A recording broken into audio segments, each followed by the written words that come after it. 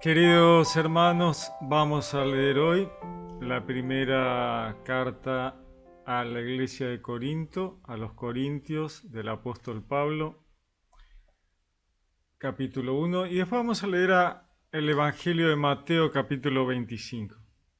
Vamos a leer un poquito esta carta a la iglesia de Corinto.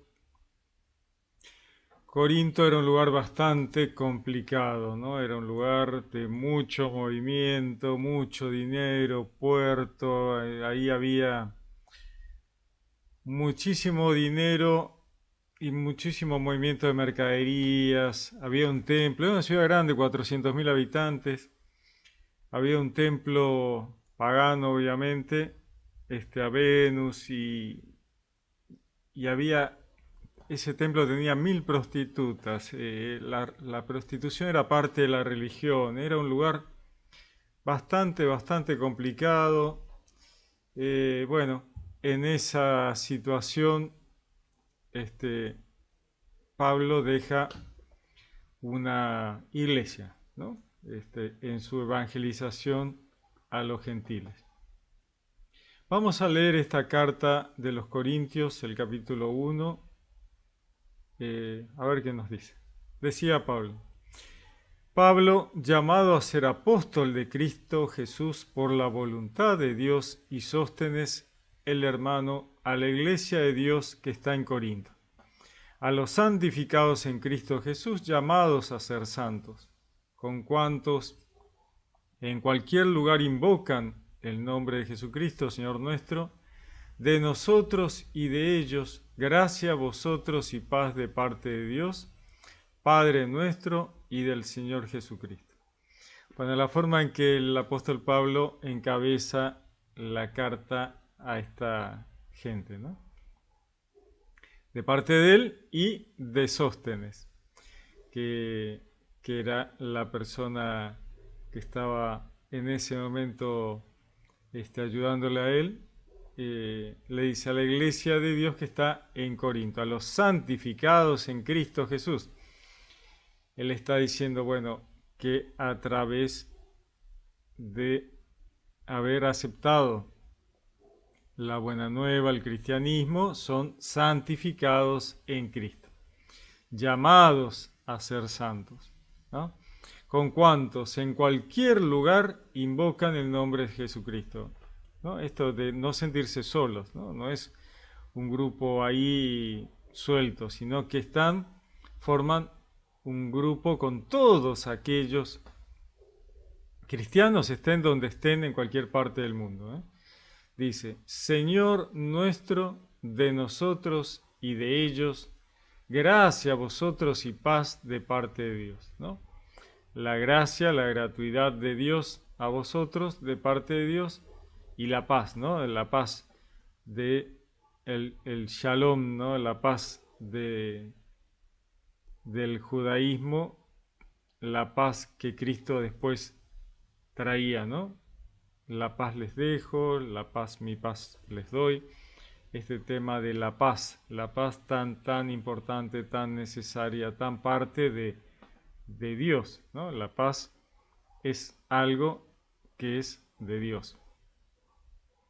Cuando el profeta está detrás de la roca esperando que pase Dios, Dios pasa y dice que antes había pasado la tormenta y Dios no estaba en la tormenta, había pasado el temblor y Dios no estaba en el temblor. Al final siente el profeta el susurro de la brisa suave y ahí pasa Dios, ¿no? O sea, la paz de Dios. Dice: Padre nuestro y del Señor Jesucristo. Dice: doy gracias a Dios sin cesar por vosotros, a causa de la gracia de Dios que os ha sido otorgada en Cristo Jesús. ¿No? Pablo tiene clarísimo este tema de que en Cristo, como se dice en la misa, con Él y en Él, ¿no? Está la iglesia, ¿no? Entonces, a causa de la gracia de Dios que os ha sido otorgada en Cristo Jesús. Pues en Él habéis sido enriquecidos en todo, en toda palabra y en todo conocimiento, ¿no? El estar en Jesús, ¿no? Porque Jesús es Dios, Jesús es el Verbo encarnado.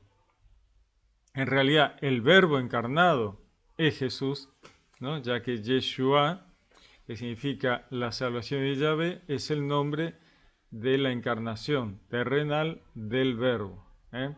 Así que en Él vivimos, en Él nos movemos, en Él existimos, en Dios, en Jesús. Doy gracias a Dios sin cesar por vosotros a causa de la gracia de Dios que os ha sido otorgada en Cristo Jesús. Pues en Él habéis sido enriquecidos en todo. En Él, en Jesús. En toda palabra y en todo conocimiento, en la medida en que se ha consolidado entre vosotros el testimonio de Cristo. Como Pablo les está diciendo, que en la medida en que se ha comprendido, entendido, y esto se ha llevado a obras entre la iglesia de Corinto, ¿no? Dice, en la medida en que se ha consolidado entre vosotros el testimonio de Cristo, en cuanto ellos han podido asimilar esto y llevarlo a las obras. Así, ya no os falta ningún don de gracia a los que esperáis la revelación de nuestro Señor Jesucristo. O sea, dice que a la iglesia, a aquellos que han aceptado, que han internalizado, que han entendido, comprendido y la están llevando a la práctica, no le falta ningún don de la gracia. A los que esperan la revelación de nuestro Señor Jesucristo, ¿no? Quien espera la segunda venida, quien espera que se manifieste en uno mismo Jesús, ¿no? Y sus enseñanzas. Él os fortalecerá hasta el fin para que seáis irreprensibles en el día de nuestro Señor Jesucristo. Les dice, bueno, esto Jesús los va a sostener, fortalecer, hasta aquel día en que lleguen al juicio, ¿no? Y tengan que entrar al reino de los cielos, a la vida eterna, a la resurrección. Los va a sostener hasta que llegue el momento. Dice, pues fiel es Dios, por quien habéis sido llamados a la comunión con su Hijo Jesucristo, Señor nuestro. Uno siempre habla de la fidelidad del hombre a Dios. Sin embargo, acá Pablo lo da vuelta, ¿no? Dice, fiel es Dios, que cumple todo lo que ha prometido, ¿no? Entonces, Dios es fiel a la humanidad y cumple todo lo que promete. Dice, ¿no? Por quien habéis sido llamados a la comunión con su Hijo, a la común unión, a una unión en comunidad con su Hijo Jesucristo, Señor nuestro. Os conjuro, hermanos, por el nombre de nuestro Señor Jesucristo, a que tengáis todos un mismo hablar y no haya entre vosotros divisiones. Antes bien, estéis unidos en una misma mentalidad y un mismo juicio. Pablo los está llamando a toda la comunidad ahí de Corinto a que traten de estar en consonancia, que traten de pensar todos juntos de una manera cristiana, ¿no? Ese es el sentido. Que no haya divisiones, que no se peleen por pavadas, ¿no? Que estén con un mismo juicio, ¿no? Un mismo sentir de evaluación.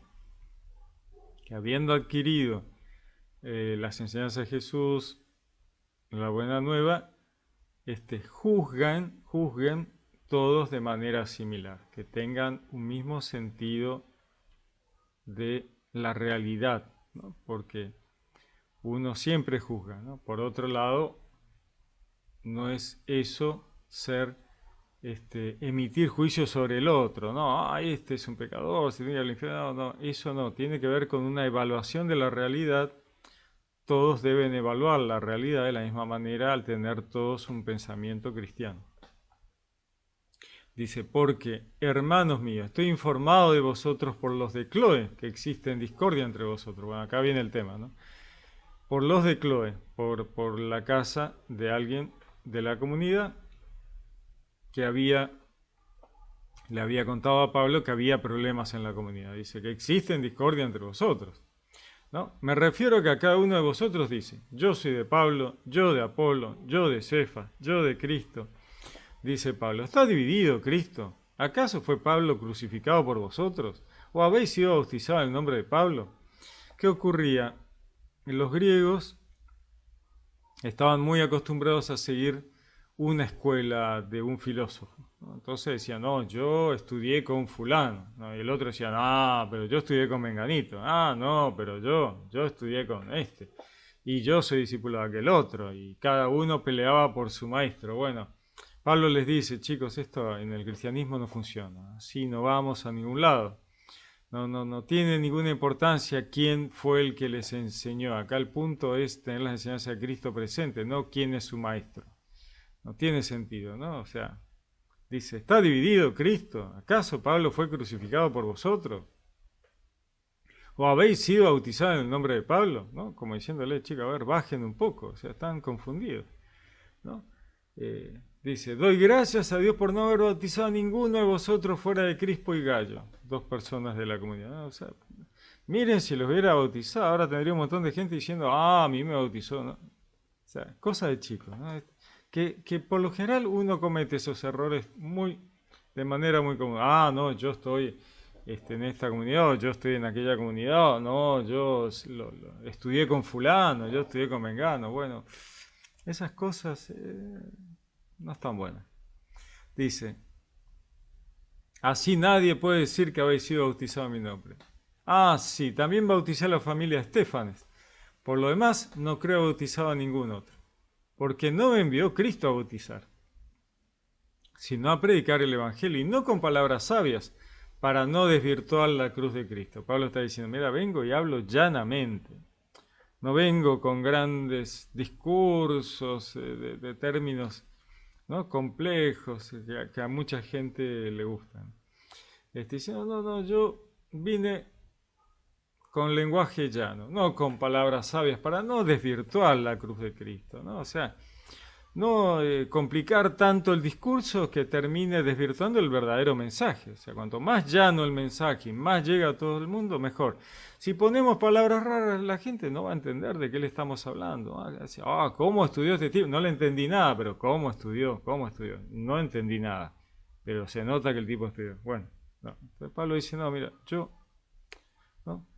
Pues la predicación de la cruz es una necedad para los que se pierden, mas para los que se salvan, para nosotros, es fuerza de Dios. La predicación de la cruz. ¿Por qué la predicación de la cruz? Bueno, por este tema Pablo tiene muy claro que es fundamental que la gente, al escuchar la buena nueva, comprenda el sacrificio de la crucifixión del Cordero de Dios que quita el pecado del mundo, que tiene un sentido, una necesidad de que la gente entienda el porqué, y luego la resurrección, ¿no? Dice, la predicación de la cruz es una necedad para los que se pierden. Claro, el que escucha eso dice, ¿esto qué es esto? Una locura, no me interesa. Para los que se pierden. Más para los que se salvan, para nosotros es fuerza de Dios.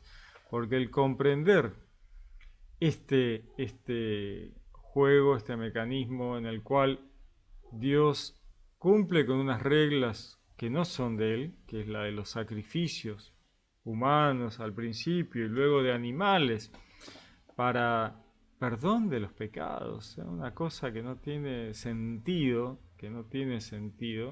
en Dios eso no. Pero Él igual cumple, ¿no?, con esas normas del mundo que tienen que ver más con el enemigo, ¿no? Y dice, bueno, hay que pagar la redención de los pecados con un sacrificio. Bueno, voy yo, ¿no? Ahí va. El verbo se da en sacrificio, el Cordero de Dios, y paga todos los pecados de toda la humanidad, ¿no? De toda la humanidad. El Cordero de Dios, ¿no? Que es un tema que no es de Dios. O sea, Dios nunca quiso sacrificios. ¿Por qué iba a querer sacrificios Dios? No quiere que nadie muera, no quiere que nadie mate. El mandato, los 10 mandamientos, no matarás. y luego te va a mandar a hacer 1000 sacrificios. O sea, no tiene sentido. No es de Dios el tema de los sacrificios. Entonces, decía, ¿no? Pues la predicación de la cruz es una necedad para los que se pierden, que no entienden de qué se trata y terminan perdiéndose. Más los que se salvan, para nosotros, dice, es fuerza de Dios, porque dice la Escritura, destruiré la sabiduría de los sabios e inutilizaré la inteligencia de los inteligentes. ¿Dónde está el sabio? ¿Dónde está el doctor? ¿Dónde el sofista de este mundo? ¿Acaso no entonteció Dios la sabiduría del mundo?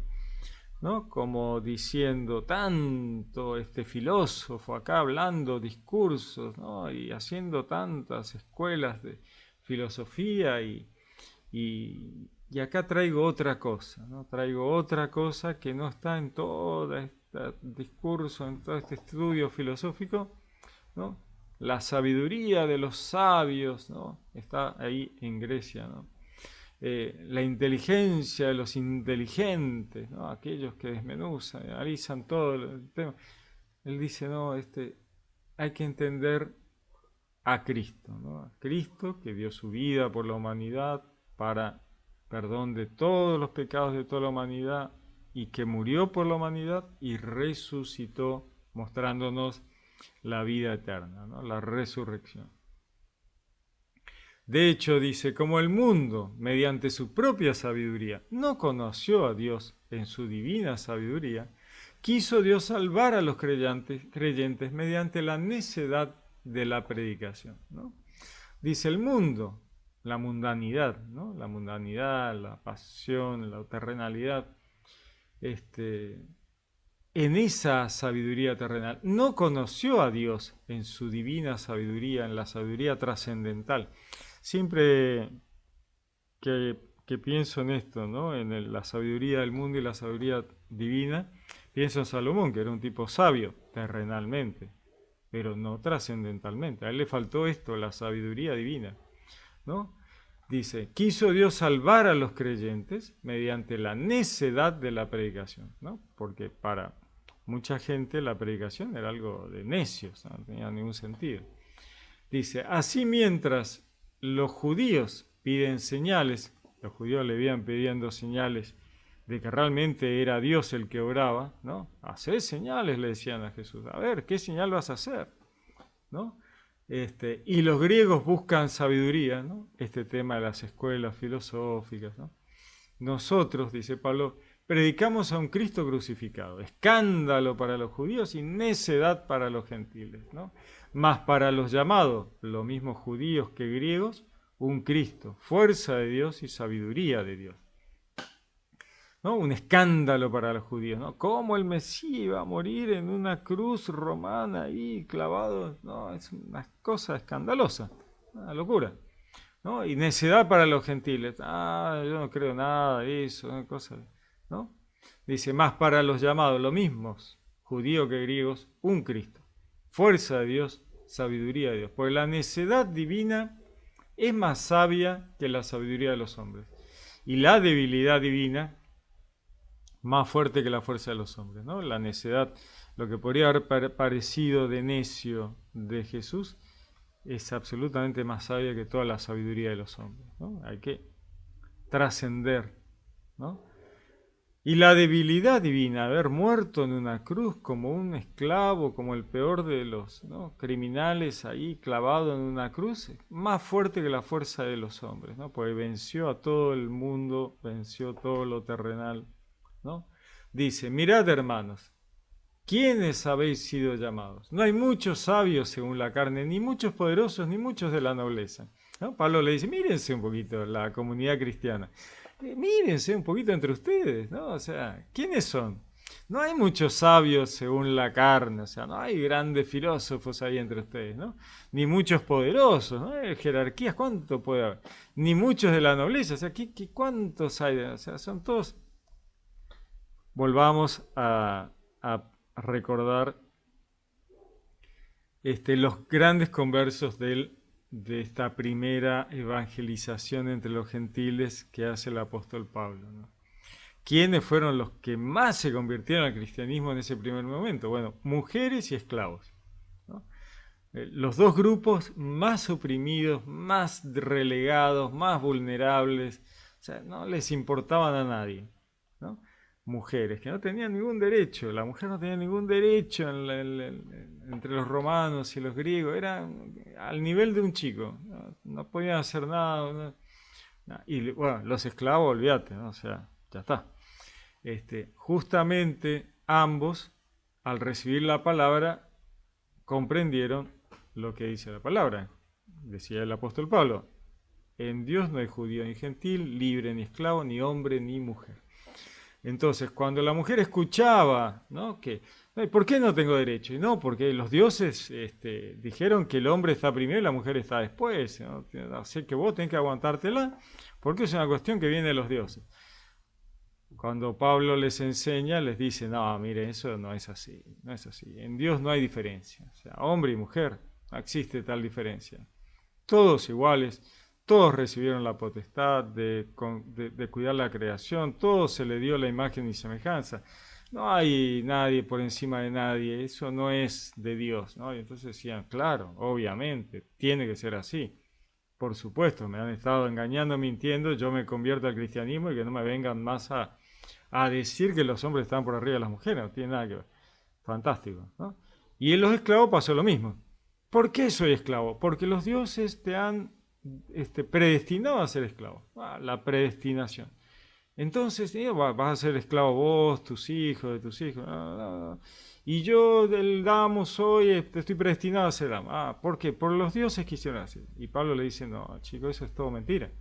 En Dios no hay libres ni esclavos, no hay judíos ni gentiles, o sea, no, en Dios son todos almas, los están engañando, así tan sencillo como eso. Entonces se convertían masivamente, al punto que en algunas actas de decomiso, cuando entraban los romanos, porque los saduceos empujaban a los romanos, los denunciaban y los romanos iban a buscar a los cristianos, pateaban las puertas de las reuniones cristianas y se llevaban a todo el mundo preso. Había en las actas, se ve por cada 6 túnicas de mujeres había una de hombres, o sea, eran todas mujeres, eran todas mujeres. Y en esas iglesias las mujeres tenían roles fundamentales, principales. Pablo diría a las mujeres ilustres entre los apóstoles, recordando algunas de las mujeres de las comunidades, ¿no? Ilustres entre los apóstoles. Así que más o menos tenemos un poquito la idea de cómo venía el asunto en estas primeras evangelizaciones en la iglesia primitiva, ¿no? Dice, ha escogido Dios más bien lo necio del mundo para confundir a los sabios. Ha escogido Dios lo débil del mundo para confundir lo fuerte, ¿no? Esto que hablábamos, ¿no? O sea, ha elegido a aquellos vulnerables, los abandonados, los últimos que habrían de ser los primeros, ¿no? Lo plebeyo y despreciable del mundo ha escogido Dios, lo que no es, para reducir a la nada lo que es, ¿no? Él mismo, ¿no? El apóstol Pablo dice, ¿no? Yo soy, ¿no? O sea, no soy nadie y acá estoy elegido por Jesús para hacer este trabajo, ¿no? Dice, para que ningún mortal se gloríe en la presencia de Dios, ¿no? Que no se enorgullezca vanamente en presencia de Dios. Yo que soy el poderoso, fui elegido, por supuesto, por mi posición ¿no? ¿De qué? De nada. Dice, de Él os viene que estéis en Cristo Jesús, al cual hizo Dios para nosotros sabiduría de origen divino, justicia, santificación y redención, ¿eh? De Él les viene a ustedes, os viene, que estéis en Cristo Jesús, ¿no? Al cual hizo Dios para nosotros sabiduría de origen divino, ¿eh? Sabiduría de origen divino. Justicia absoluta, ¿no? Santificación, ¿no? Apartados para Dios, y redención, ¿no? Poder pagar los pecados para poder acceder a la vida eterna. ¿A fin de qué? Dice, como dice la Escritura, el que se gloríe, gloríese en el Señor. ¿Tenés un orgullo? Que sea un orgullo de que Cristo te ha salvado, ¿no? Esa es la idea. Estoy orgulloso de que Dios se acordó de mí. Estoy orgulloso de que Cristo, de que estoy en Cristo, ¿no? Vamos a leer un poquito más el segundo capítulo de Corintios. Dice, pues yo, hermanos, cuando fui a vosotros, no fui con el prestigio de la palabra o de la sabiduría, anunciaros el ministerio de Dios. Pues no quise saber entre vosotros sino a Jesucristo y este crucificado. O sea, el apóstol dice, miren, yo fui solo a hacer eso, fui con esa buena nueva, no fui a decir, escúchenme a mí, que yo soy un genio, soy un capo, no, vengo a traer esto, escuchen esto, es, ¿no? La buena nueva. Y me presenté, dice, ante vosotros débil, tímido, tembloroso. Y mi palabra y mi predicación no tuvieron nada de los persuasivos discursos de la sabiduría. Se está refiriendo a los grandilocuentes discursos de los maestros griegos, ¿no? Sino que fueron una demostración del Espíritu Santo, ¿no? Y del poder de Dios, para que vuestra fe se fundase no en sabiduría de hombres, sino en el poder de Dios. Sin embargo, hablamos de sabiduría entre los perfectos, pero no de sabiduría de este mundo ni de los príncipes de este mundo abocados a la ruina, sino que hablamos de una sabiduría de Dios, misteriosa, escondida, destinada por Dios desde antes de los siglos para gloria nuestra. Bueno, no tenemos que confundir esto con predestinación, por favor. ¿No? Porque muchas veces, no, estamos predestinados. No estamos predestinados. Dios hace todo para bien. Dios hace todo perfecto. Y lo hace todo para que sea bueno, santo, ¿no? Entonces, Dios ha destinado la sabiduría de Dios, está detrás de todo lo que hace, de toda la creación, está la sabiduría de Dios, porque la sabiduría es parte de Dios, y entonces está allí desde siempre, ¿no? Desde el principio, antes de los siglos, para gloria nuestra, ¿no? ¿Se entiende? Desconocida de todos los príncipes de este mundo, pues de haberla conocido, no hubieran crucificado al Señor de la gloria, dice Pablo, ¿no? O sea, obviamente la sabiduría de Dios le ha estado escondida y no la tuvieron. El mundo no la tuvo cuando pasó el Mesías, porque si lo hubieran tenido, no lo hubieran crucificado. Pero sí, lo crucificaron. ¿Por qué? Porque no tenían la sabiduría trascendental, no comprendieron. Más bien, como dice la Escritura, dice, anunciamos lo que ni el ojo vio, ni el oído oyó, ni al corazón del hombre llegó, lo que Dios preparó para los que le aman. Este hace una referencia al libro de Isaías y tiene que ver con esto, ¿no? Lo que ni el ojo vio, ni el oído oyó, o sea, algo que es de Dios, trascendental totalmente, ¿no? Dice, ni al corazón del hombre llegó lo que Dios preparó para los que le aman, ¿no? O sea, algo totalmente trascendental y divino, ¿eh? Porque a nosotros nos lo reveló Dios por medio del Espíritu, el Espíritu Santo. Y el Espíritu todo lo sondea, hasta las profundidades de Dios. En efecto, ¿qué hombre conoce lo íntimo del hombre sino el Espíritu del hombre que está en él? Del mismo modo, nadie conoce lo íntimo de Dios sino el Espíritu de Dios. Y nosotros no hemos recibido el Espíritu del mundo, sino el Espíritu que viene de Dios, para conocer las gracias que Dios nos ha otorgado, de las cuales también hablamos, no con palabras aprendidas de sabiduría humana, sino aprendidas del Espíritu, expresando realidades espirituales. El hombre, naturalmente, no capta las cosas del Espíritu de Dios, son necedad para él. Y no las puede conocer, pues solo espiritualmente pueden ser juzgadas, pueden ser analizadas, descubiertas, comprendidas espiritualmente, ¿no? En cambio, el hombre de espíritu lo juzga todo y a él nadie puede juzgarlo. Tiene que ver con comprender y analizar, ¿no? Comprender y analizar. No tiene que ver con juzgar como un juez, sino con comprensión, análisis y entendimiento, ¿no? El hombre de espíritu lo juzga todo, lo entiende, lo mide, lo comprende, y a él nadie puede juzgarle, porque está obrando de manera espiritual. Entonces aquel que no entiende de espíritu difícilmente puede comprender lo que está haciendo. Porque ¿Quién conoció la mente del Señor para instruirle? Pero nosotros tenemos la mente de Cristo. Tener la mente de Cristo significa tener las enseñanzas de Jesús, ¿no? Y de esa manera un espejo de la mente de Cristo, ¿no? Una idea de cómo piensa Cristo, cómo piensa Dios, ¿no? La misericordia, el amor al prójimo, ¿no? Dar la vida por los amigos, por los hermanos, ¿no? Dar la vida por la humanidad, ¿no? Esa es el ejemplo de Jesús, ¿no? Cuando a veces dicen, no, pero el hombre es cabeza de la mujer y entonces, bueno, sí, entonces hacé lo que hizo Jesús, da la vida por tu esposa, ¿no? O sea, sacrificate al punto de dar tu vida por la familia, ¿no? No es cuestión de, hacé lo que yo digo. No, no, no, no. Jesús dijo, ¿no?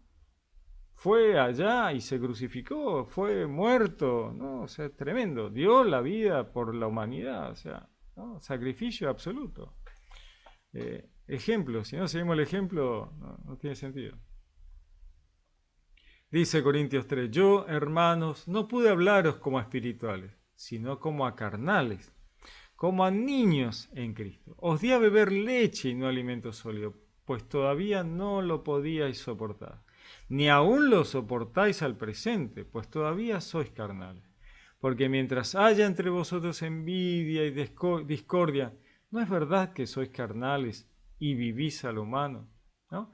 Pablo les dice, yo fui, ¿no?, a ustedes a explicarles, a enseñarles, pero obviamente ustedes todavía están muy metidos en lo terrenal, en lo pasional, en el mundo, ¿no? Entonces les hablé como a niños en Cristo, ¿no? Como chicos chiquitos que están empezando a entender. Les dice, os di a beber leche y no alimento sólido, como que les dio enseñanzas básicas, ¿no? Lo mínimo, lo fundamental, como para que de ahí poder ir subiendo, ¿no? Dice, y no alimento sólido porque todavía no lo podía soportar. Ni aún lo soportaba el presente. O sea, él dice, no les puedo dar explicaciones avanzadas, complejos pensamientos y teologías porque todavía ustedes no están en condiciones. Pues todavía sois carnales, ¿no? Dice, porque mientras haya entre vosotros envidia y discordia, ¿no es verdad que sois carnales y vivís a lo humano? Cuando dice uno, yo soy de Pablo, y otro dice, yo soy de Apolo, ¿no procedéis al modo humano? Apolo era un evangelista que luego estuvo con Pablo. Apolo había recibido parte de la buena nueva, pero no conocía todo. Bueno, fue aprendiendo, ¿no? Dice, ¿qué es pues Apolo? ¿Qué es Pablo? Servidores por medio de los cuales habéis creído, y cada uno según lo que el Señor le dio. Yo planté, Apolo regó, mas fue Dios quien dio el crecimiento. De modo que ni el que planta es algo, ni el que riega, sino Dios que hace crecer. Y el que planta y el que riega son una misma cosa. Si bien cada cual recibirá el salario según su propio trabajo, ya que somos colaboradores de Dios y vosotros campo de Dios, edificación de Dios. Conforme a la gracia de Dios que me fue dada, yo, como buen arquitecto, puse el cimiento y otro construye encima. Mire cada cual cómo construye, pues nadie puede poner otro cimiento que el ya puesto, Jesucristo. Como diciendo, no cambien la buena nueva. Ese es el fundamento, ¿no es cierto? Pablo decía, bueno, yo les traigo la buena nueva, les explico todo y después dejo gente haciéndose cargo que mantienen, siguen extendiendo la enseñanza, controlan que la cosa siga bien, que la comunidad se mantenga firme, que no haya todo este tipo de problemas. Pero el fundamento es la buena nueva de Cristo. No hay que perder de vista eso. Dice, si uno construye sobre este cimiento con oro, plata, piedras preciosas, madera, heno, paja, la obra de cada cual quedará al descubierto. La manifestará el día que ha de revelarse por el fuego, y la calidad de la obra de cada cual la probará el fuego. Como diciendo, a ver, depende de cómo hagan el trabajo de construir las comunidades, la vida de cada uno, las obras, ¿no? Eso se revelará, quedará expuesto, quedará blanco sobre negro el día del juicio, ¿no? Aquel día en cuanto haya que dar explicaciones, ¿no? La probará el fuego, dice, como el fuego que prueba los metales, ¿no? Una idea de aquel cuya obra construida sobre el cimiento resista, recibirá la recompensa, ¿no? Construida sobre el cimiento, sobre la buena nueva de Jesucristo.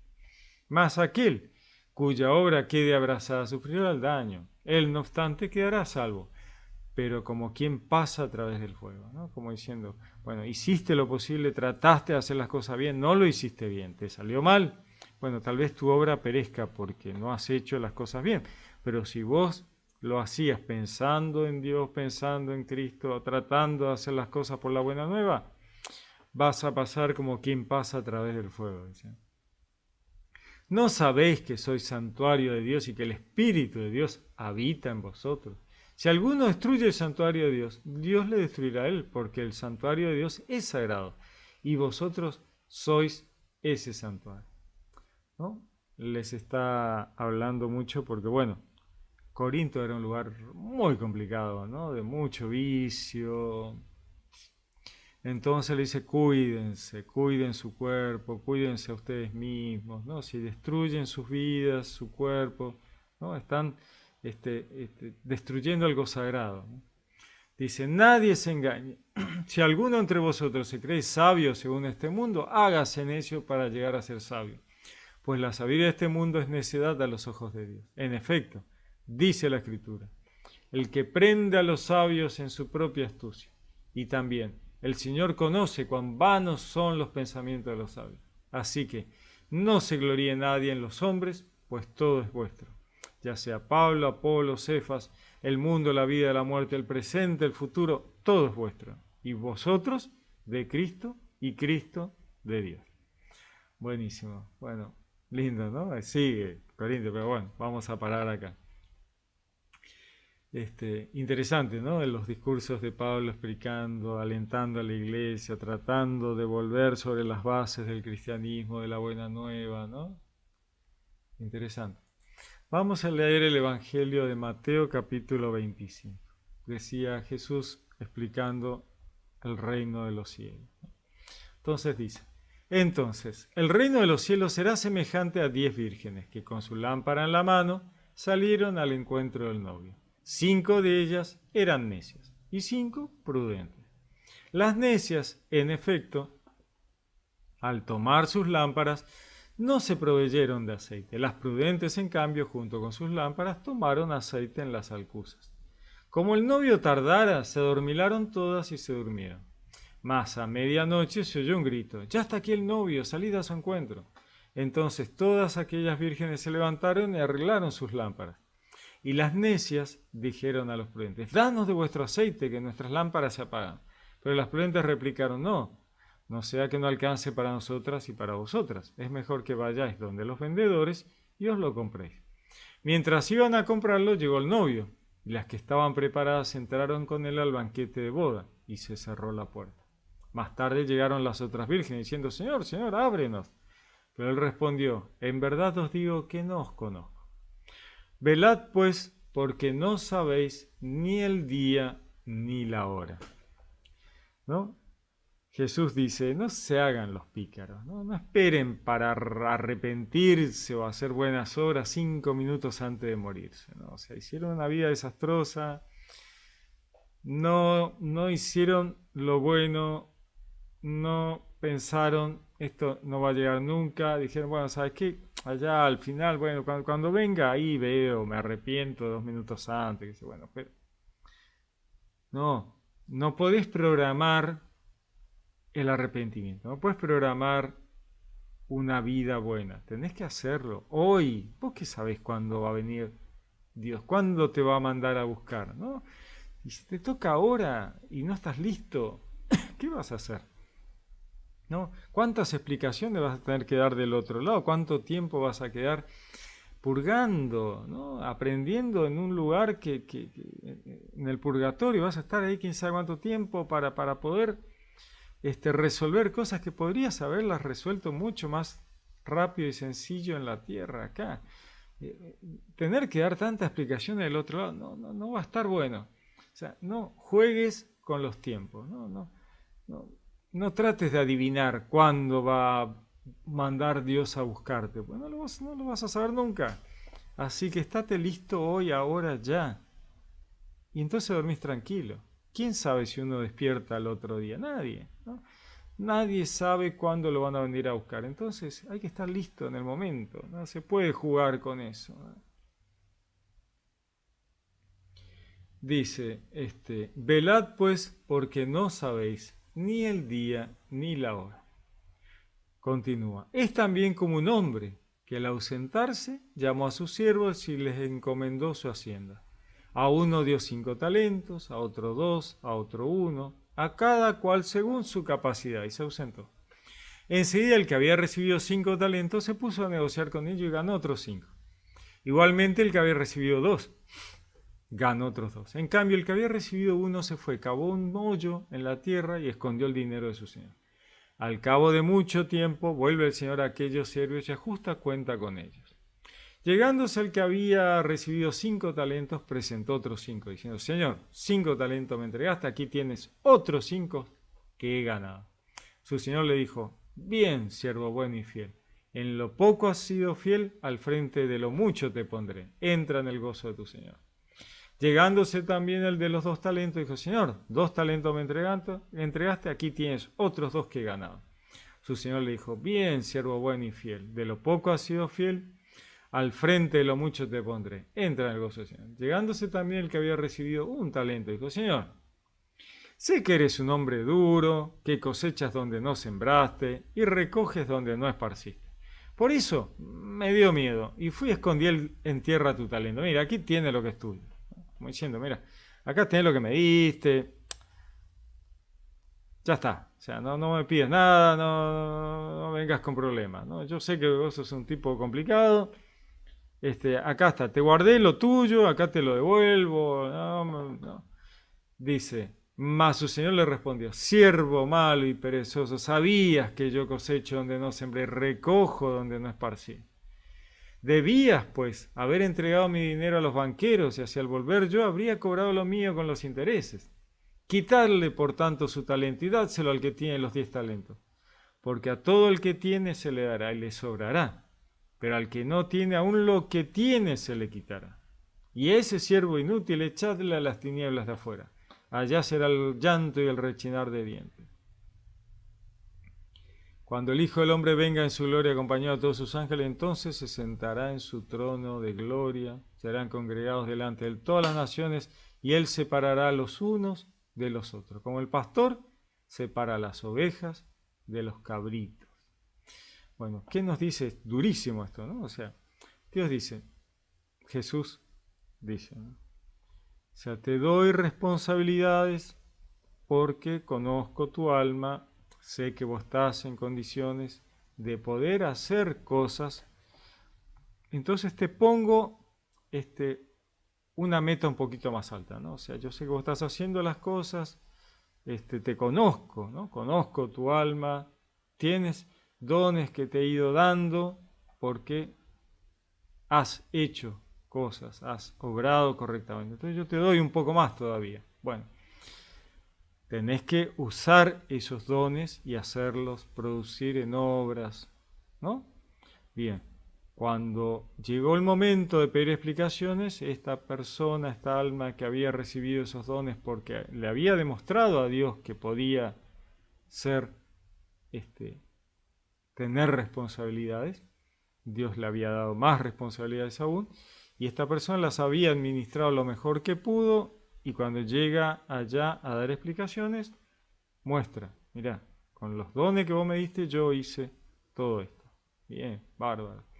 A otro que no tenía, ¿no? Un poquito menos porque no era tan capaz o con ganas de hacer las cosas bien, o qué sé yo, pero Dios igual le había dado dones, menos que al otro, igual también hizo prosperar esos dones, y aunque poco, los hizo prosperar. Bueno, también, muy bien. A este otro, al cual también conocía a Dios, sabía que no era alguien que le interesara nada, ya de por sí le había dado pocos dones, 1 talento, porque lo conocía, sabía que a esta persona no le importaba nada, nada.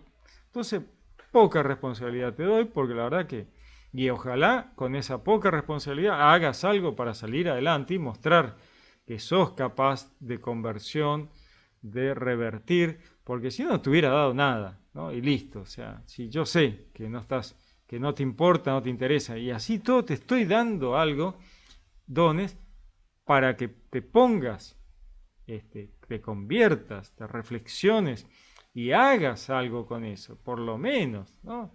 No te puedo poner grandes cosas a tu cargo porque no te interesa. Entonces, por lo menos un poco para ver si reflexionas. Y así todo, no has hecho nada. O sea, lo poco que te di al cohete porque no hiciste nada y no te importó. Y sabiendo que tenías que hacer algo. Bueno, ¿sabes qué? Listo, se terminó. O sea, te di otra vez la oportunidad al cohete. ¿Para qué te la di? ¿No? Si no, no has querido hacer nada con eso. Bueno, ¿sabes qué? Allá, al costado, ¿no? O sea, separar la paja del trigo. Una pena. Desaprovechar las oportunidades, desaprovechar los dones, desaprovechar lo que Dios nos da, ¿no? Tremendo, una macana. Quitarle, por tanto, su talento, o sea, ¿no? Sáquenle todo, ¿no? Los pocos dones que le dimos, todo, listo, ya está. O sea, ¿para qué? Que esos dones, esos talentos, esas cosas vayan a quienes realmente lo quieren y lo aprecian, ¿no? Y anda al rincón a pensar lo que hiciste, ¿no? Dice, cuando el Hijo del Hombre venga en su gloria acompañado de todos sus ángeles, entonces se sentará en su trono de gloria. Serán congregados delante de él todas las naciones y él separará a los unos de los otros como el pastor separa las ovejas de los cabritos. Pondrá la oveja a su derecha, los cabritos a su izquierda. Entonces dirá el rey a los de su derecha, venid, benditos de mi Padre, recibid la herencia del reino preparado para vosotros desde la creación del mundo. Porque tuve hambre y me disteis de comer, tuve sed y me disteis de beber, era forastero y me acogiste, estaba desnudo y me vestiste, enfermo y me visitasteis en la cárcel y vinisteis a verme. Entonces los justos le responderán, Señor, ¿cuándo te vimos hambriento y te dimos de comer, o sediento y te dimos de beber? ¿Cuándo te vimos forastero y te acogimos, o desnudo y te vestimos? ¿Cuándo te vimos enfermo o en la cárcel y fuimos a verte? Y el rey les dirá, en verdad os digo que cuando hicisteis a uno de estos hermanos míos más pequeños, a mí me lo hiciste. Entonces dirá también a los de su izquierda, apartaos de mí, malditos, al fuego eterno preparado para el diablo y sus ángeles. Porque tuve hambre y no me disteis de comer, tuve sed y no me disteis de beber. Era forastero y no me acogiste, estaba desnudo y no me vestisteis, enfermo y en la cárcel y no me visitasteis. Entonces dirán también esto, Señor, ¿cuándo te vimos hambriento, sediento, forastero, desnudo, enfermo o en la cárcel y no te asistimos? Y él entonces le responderá, en verdad os digo, que cuando dejasteis de hacer con uno de estos más pequeños, también conmigo dejasteis de hacer. E irán estos a un castigo eterno y los justos a una vida eterna. Bueno, hay que resolver las cosas con tiempo, hay que cambiar el alma, hay que hacer buenas obras de amor al prójimo, ¿no? Para no tener que dar explicaciones a la salida de por qué no usamos los talentos, por qué no usamos los dones, por qué nos quedamos en la zona gris de la ley diciendo, yo no sé, yo por si acaso me quedo piola, que nadie se fije en mí, yo mejor no hago nada, no me la juego, no vaya a ser que, no, yo me quedo acá tranqui, total, ¿no es cierto? No me la voy a jugar, ¿para qué? No vale la pena. Bueno, cuando llegue el momento, va a haber que explicar por qué en la zona gris, ¿no? Decía Dios, decía la palabra, porque no eres ni frío ni caliente, te vomitaré de mi boca. O sea, jugátela, ¿no? Ponete de un lado, por lo menos para que veas de qué lado estás. O te pones de un lado o te pones del otro, pero ponete de algún lado, en el gris no va, no funciona, no sirve para nada. Ponete de un lado del otro. Si estás del lado bueno, genial. Si estás del lado malo, ponete del lado malo, porque va a ser una forma en demostrar que tenés que cambiar, ¿no? Inmediatamente vas a decir, uy, La verdad que soy malísimo, tengo que modificar mis actitudes, ¿no? Pero hacerte el tibio, quedarte en la mitad del camino, eso no trae muchos problemas, ¿eh? Va a ser para acá. Ni frío ni caliente, decía Dios, ¿no? Porque no eres ni frío ni caliente, te vomitaré de mi boca. O sea, ponete de algún lado, ¿no? Definí de qué lado estás. Si estás del lado bueno, genial. Y si estás del lado malo, bueno, date cuenta de qué lado estás para poder cambiar y revertir. Si te quedas en lo gris, no te das cuenta que ni estás del lado bueno y siempre que estás en el gris, estás del lado malo. La verdad es esa. Estando en el gris, estás del lado malo, ¿no? Porque si no estarías en la luz, ¿no? Si te quedas piola y quietito y calladito, no, yo mejor no me la juego, ya estás del otro lado, o sea, ya te entregaste, ya fue. Bueno, muy bien, muy bien. Como siempre, lindas lecturas para dejarnos pensando un poco, para pensar, pensar, pensar.